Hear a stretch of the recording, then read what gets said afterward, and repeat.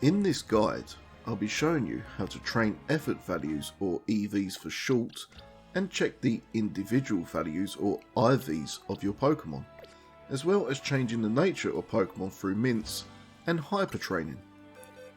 I'll be training these freshly caught shinies. To find your EV spread, you can go to check summary, find its stats, then flick down on the right stick, or go to your boxes, hover over the Pokemon and flick down on the right stick, which I find quicker, and you will see this little diagram. If it looks like this, then your Pokemon has no EVs, or it may have very little EVs, depending if it has been in your party while you have battled Pokemon. If you're not sure, or if you have a Pokemon that has been in your team for a while and you would like to EV train it properly, head over to the Rust Syndicate and find Lady Clear in the lobby to the right. She will completely erase your Pokemon's EV history to give it a clean start for 5 Mega Shards. Now that we have our fresh Pokemon, we need to decide whether they'll be physical attackers or special attackers. For this, I tend to turn to the good old internet and search for the Pokemon I'm training. In this case, I will look for Metagross and search for EV spread. This will usually bring up Google with the most common spreads for PvE and PvP, showing good movesets too. And also there is Smogon, which has a variety of different spreads and movesets. We will be going for the most common spread in Pokemon Legends CA, which is max HP and your Pokemon's best attack option, either max attack or max special attack. The fastest way to EV train your Pokemon is with vitamin drinks that can be brought from any Pokemon Center towards the end of the game. They cost 5,000 Pokédollars per vitamin drink, and you need 26 in total to max one stat, as each vitamin drink raises EVs by 10. A stat is maxed out at 252 EVs. The total EVs a Pokemon can have is 510, so that's 2 max stats with 6 EVs left over. It takes 4 EVs to upgrade a stat. The remaining 2 are near useless. The vitamins are HP up to raise hit points, protein to raise attack, iron to raise defense, calcium to raise special attack, zinc to raise special defense, and carbos to raise speed. After checking online, the 3 Pokemon I am training are all going to be physical attackers with max HP, which makes things easier.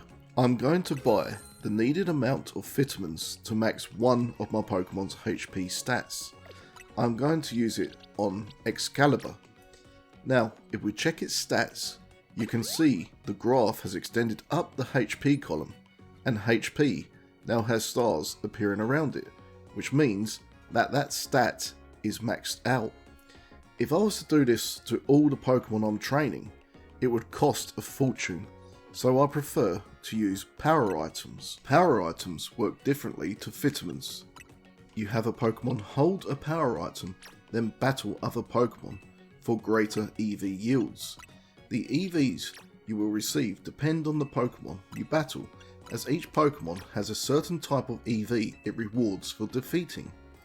Like Machop will give attack EVs, while Stunfisk will give HP EVs, plus 8 EVs depending on the power item your Pokemon is holding. So the quickest way is to find a Pokemon that rewards the EVs you want and combine it with the power item.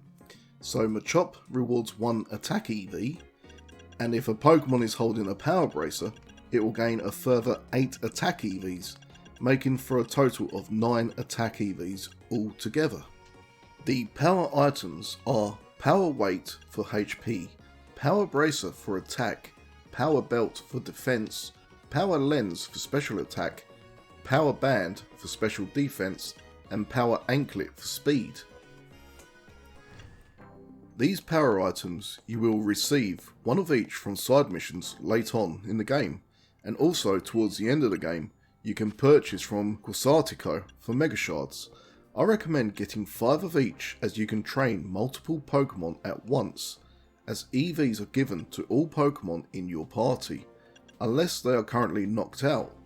For attack EVs, I recommend Wild Zone 8, as all the Pokemon here, except for Numel and Camerupt, give attack. I have made this chart showing you which Pokemon in which zones give which EVs.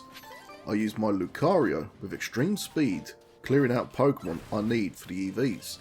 In this zone, around 2 runs is all it takes to max out the attack stat. I'm now going to work on my HP EVs, so I swap out the power braces for power weights, head to Wild Zone 11 to farm Slowpoke and Stunfisk, and during the farm I accidentally hit a Furfrou, which awards speed EVs. I don't want speed, and I'm not going to go see Lady Clear to remove all of my EVs, so this is where berries come into play. Back in Zone 8 is a stall that sells EV reducing berries, which are Pomeg Berry for HP, Kelpsie Berry for attack, Qualot Berry for defense, Hondu Berry for special attack, Greppa Berry for special defense, and Tomato Berry for speed. Each berry reduces its related stat by 10 and costs 200 Pokédollars per berry. Now that we have 2 max stats, we have 6 remaining EVs.